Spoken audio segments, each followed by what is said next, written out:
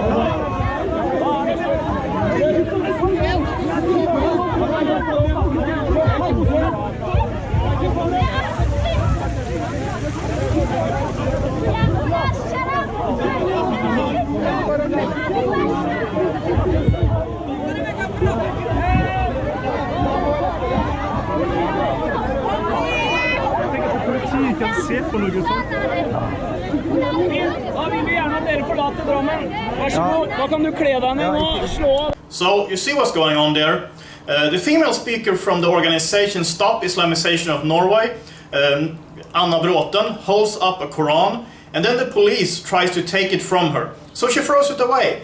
And then the police tells her that the rally is over. That if you throw a Quran on the ground, you have to go. When did Norway become a caliphate? When did the Norwegian police turn into a Sharia police? Is this just about the Norwegian police fearing aggressive Muslims more than they care about freedom of speech? To the Norwegian alternative media site Document, Inge Lansrud, head of operations at the police in the Norwegian Southeast Police District, claimed that they stopped the rally due to concerns for the safety of the activists from Stop Islamization of Norway. Well, that's not what the police officer said to the activists. He simply said that if you throw the Quran, your rally is over. So, an obvious lie. Again, when did Norway get a Sharia police? And there have been some reactions to this. Not only did Norwegian media write about it, so did Danish media. And the Islamic Council of Norway have commented on the event. In a press release, the Islamic Council says that Norwegian Muslims stands for love, tolerance and dignity. They also say that Muslims in Norway support freedom of speech, and they praise the police for how they handle the situation. Then they end their press release by saying that they hope that the police will consider whether hate speech and acts from Stop Islamization of Norway are legal or not. They use the term hate speech. I don't use the term. Anyway, that's what they say. Another one who commented on this was Semal Knudsen Jussel, leader of the organization Ex-Muslims of Norway. On Facebook, Semal Knudsen Jussel wrote, quote, "During the Stop Islamization of Norway rally, we witnessed that throwing a 1400 years old Arabic book from the desert on the ground is dangerous and banned in today's Norway." Unquote. This comment got Semal Knudsen Jussel kicked out of Facebook for 30 days. Since his comment was against Facebook standards for hateful comments, could there have been some reporting going on? And does it feel good, Facebook, to bow down to Islam? Really, I mean it. Does it feel good? Do you think that you will be spared in a caliphate? Sir Salman Rushdie once said, quote, "What is freedom of expression?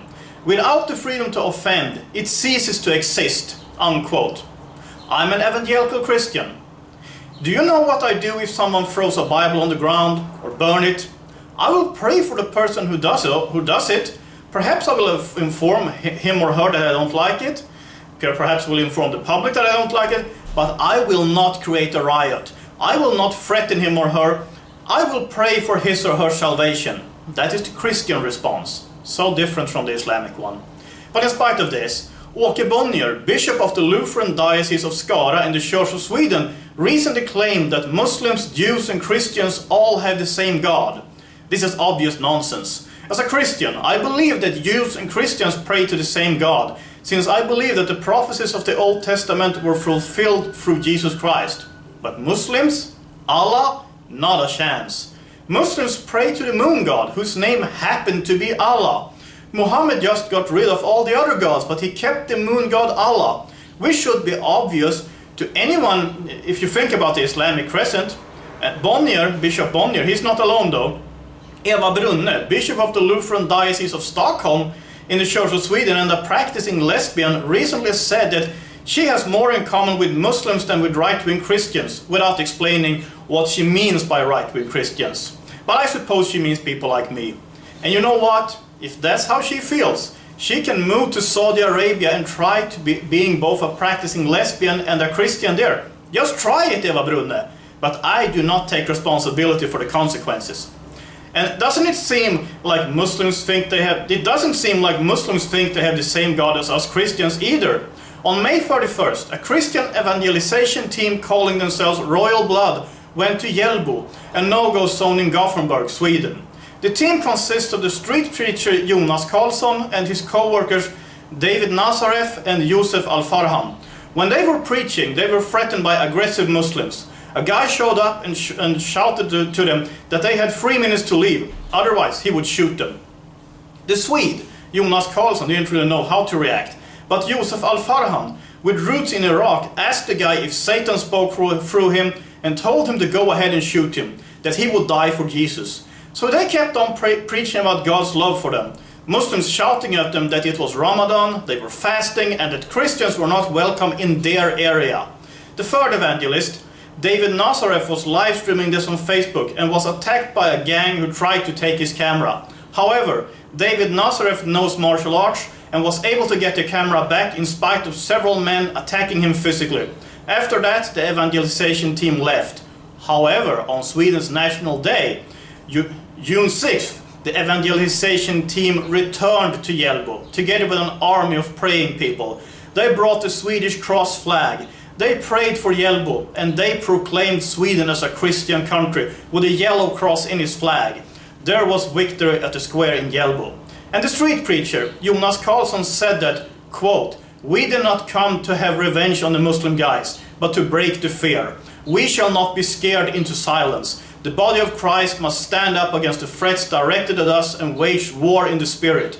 Our mission as Christians is to lovingly and humbly preach Jesus, and then the fear must be broken. Otherwise, we do not dare to do it," unquote. So whatever bishops in the Church of Sweden says, Muslims don't seem to agree. I sure don't agree, but God bless these brave men for preaching the gospel in Hjällbo. Also, from Denmark, a video showed up on an Arabic language channel which, due to language in the video, clearly is from Denmark. Danish school children were taught to pray to Allah, and this is just unacceptable. What would the reaction be if Danish school children were told to bend knees for Jesus Christ? What would the reaction have been if someone had thrown a Bible on the ground in Norway? What if Muslim street preachers had received death threats in Sweden? What would the reaction have been? Scandinavia is getting some serious issues due to Islam, and these issues will have to be addressed. The sooner the better. That's what I have to say about this. So what do you think? Comment below, and if you like this video, I'd really appreciate any donations. Even $1 makes a difference. If everyone who watched this channel gave $1, it would transform this channel. Just take a look at the links below. But if you really can't financially support this channel, I would be very grateful if you would share a link to one of your favorite videos from this channel on your social media, because ad revenue also helps.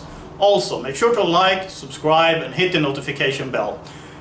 Most importantly, please pray for this channel. Live streams will be back in July. Until next time, have a nice day.